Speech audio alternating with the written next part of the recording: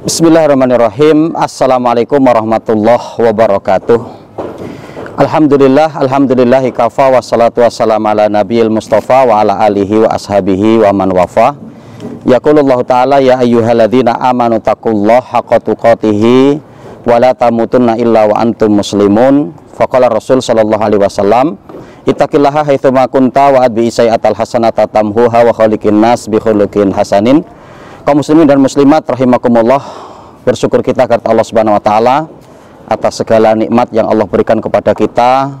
Shalawat bering salam semoga tetap tercurah atas Nabi kita Muhammad sallallahu alaihi wasallam, pada keluarga beliau, para sahabatnya, tabi'in, tabi'ut tabi'in, dan orang-orang senantiasa komitmen dalam menjalankan sunnah beliau sampai datangnya hari kiamat kelak.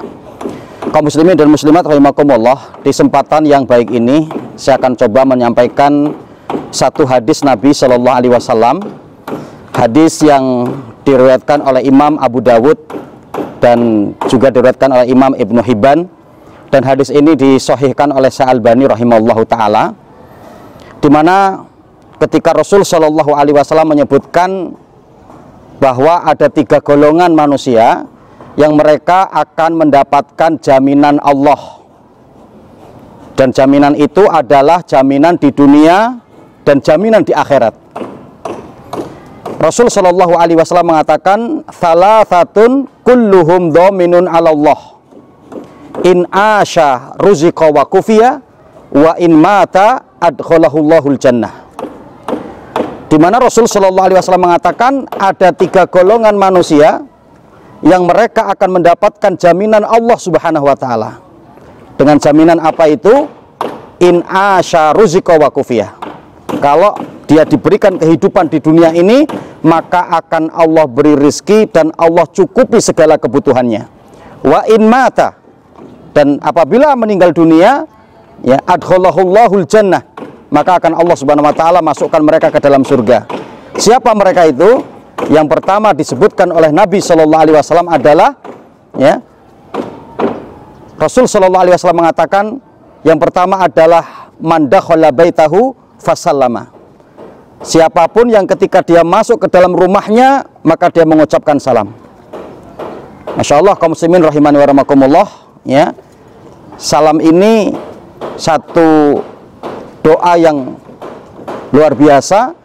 Salam, ya, merupakan satu adab yang menjadi kebiasaan umat Islam, ya, yang dimana ketika kita mengucapkan salam, pada hakikatnya kita sedang untuk berdoa untuk diri kita sendiri, ya. Ketika kita mengucapkan salam, assalamualaikum warahmatullahi wabarakatuh, maka orang yang akan di dalam rumah itu menjawab waalaikumsalam, ya.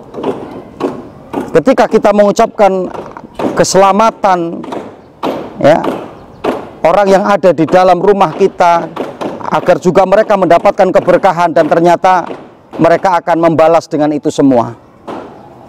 Waalaikumsalam, begitu juga adalah salam untukmu, ya.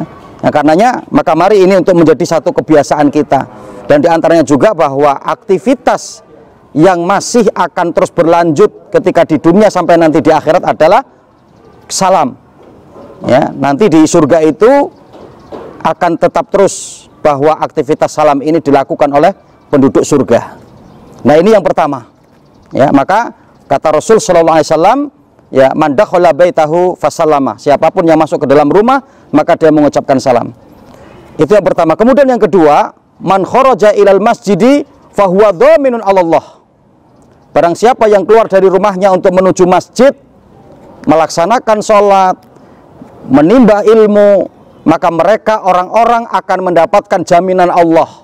Ketika masih hidup di dunia, akan Allah berikan rezeki kepadanya, Allah cukupi segala kebutuhannya, dan ketika meninggal akan dimasukkan ke dalam surga. Masya Allah, ya. Karenanya kaum muslimin dan muslimat rahimakumullah, ya, seorang laki-laki adalah seorang laki-laki yang jantan. Seorang laki-laki adalah seorang laki-laki yang kuat. Mereka adalah orang-orang yang akan selalu menjaga sholat 5 waktunya berjamaah di masjid. Karena itulah yang dilakukan oleh Rasul Shallallahu Alaihi Wasallam. Bahkan para ulama tidak untuk memberikan satu hukum, apa hukum sholat berjamaah di masjid, tapi lebih untuk melihat bagaimana praktek Rasulullah. Ya, Rasulullah selalu menjaga sholat 5 waktunya di masjid. Ya, kecuali ketika ada udzur syar'i, ketika dalam kondisi sakit keras, hujan deras, atau ketika dalam kondisi sedang musafir. Selain daripada itu, Rasul Shallallahu Alaihi Wasallam selalu menjaga sholat 5 waktunya berjamaah di masjid.